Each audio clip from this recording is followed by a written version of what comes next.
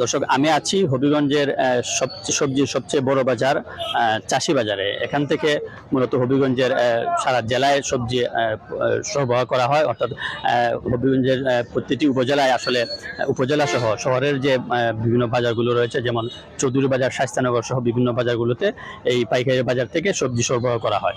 এখানে আমি এসে পাইকারি বিক্রেতাদের সাথে কথা বলেছি। তারা যেমনটি বলছেন যে গত সপ্তাহের তুলনায় আজকে সবজির দাম, কিছু কিছু সবজির দাম বৃদ্ধি পেয়েছে।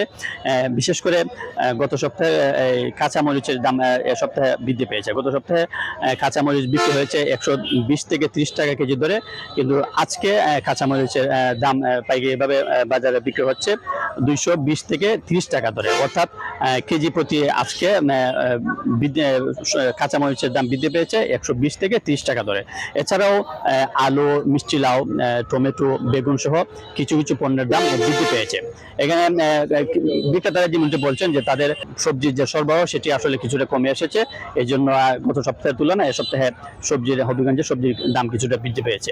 আমি এখানে ক্রেতাদের সাথে কথা বলেছি। তারা যেমনটি বলছেন যে গত সপ্তাহের তুলনায় এ সপ্তাহে কিছু কিছু দাম বৃদ্ধি পেয়েছে, তবে তারা মনে করছেন যে মধ্যস্বত্বভোগী যারা রয়েছে তাদের কারণে আসলে বাজারের যে সবজির দাম সেটা কিছুটা বৃদ্ধি পেয়েছে।